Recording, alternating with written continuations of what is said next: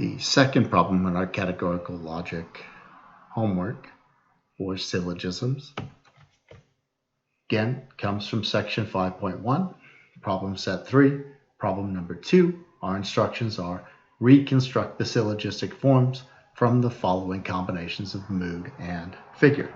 Number 2 gives us the following mood and figure combination, E, I, A, 4.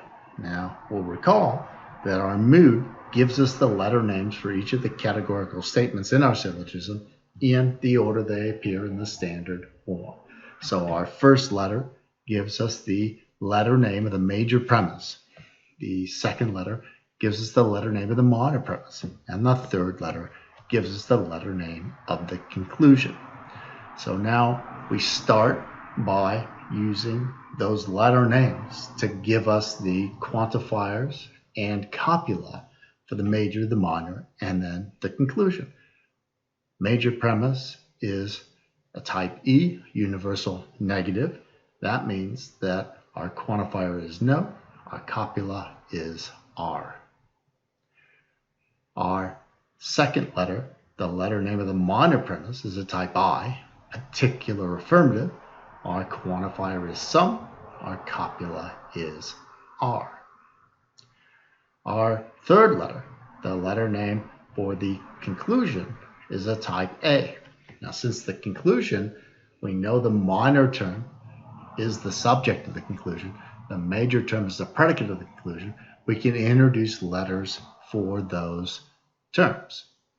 So we have all, universal affirmative, S, letter for our subject term, minor term, R, P, letter for our major term, the predicate of the conclusion.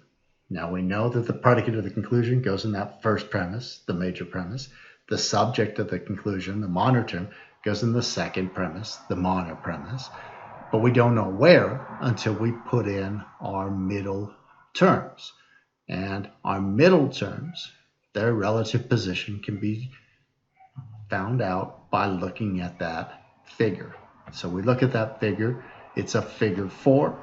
Figure 1, the middle term is in the subject of the major, predicate of the minor. Figure 2, in the predicate of the major, predicate of the minor. Figure 3, the subject of the major, subject of the minor. And figure 4, it is in the predicate of the major, the first premise, subject of the minor, the second premise. And so we can put those middle or bridging term letters in. I'll use M and so.